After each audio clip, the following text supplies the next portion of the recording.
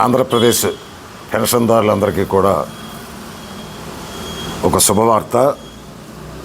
డిసెంబర్కి సంబంధించి పెన్షను 1వ తారీఖున ఆదివారం అవటం మూలంగా ఒకరోజు ముందుగా అంటే శనివారం నాడే పెన్షను ఇవ్వటానికి ప్రభుత్వం నిర్ణయం తీసుకుంది. ఎవరైనా అందనాళ్ళు ఉంటే కొద్దో గొప్ప మిగిలిపోతే మళ్ళీ సోమవారం నాడు కూడా ఇస్తారు. దయచేసి ఇది గమనించాలి.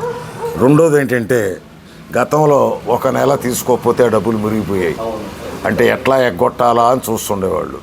మరి ఇప్పుడు అట్లా కాకుండా 3 నెలలు వరకు దానికి అంటే ఇతరత్రా పనుల మీద ఏదైనా పక్క రాష్ట్రాలకో ఇంకో చాటుకో లేకపోతే ఏదన్నా పనుల మీద వెళ్ళినట్లయితే వాళ్ళకేం కంగారు లేదు.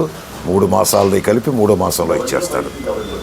దీన్ని సద్వినియోగం చేసుకోవాల్సిగా అందరికీ కోరుకుంటూ, మరి ఇంకొక పెన్షనర్లకు శుభవార్త ఏంటంటే, గతంలో ఎవరైనటువంటి వ్యక్తి మరణిస్తే ఇమ్మీడియట్గా అతనికి వచ్చే పెన్షన్ అతని భార్యకి నెక్స్ట్ మంత్లోనే ఇచ్చేస్తారు.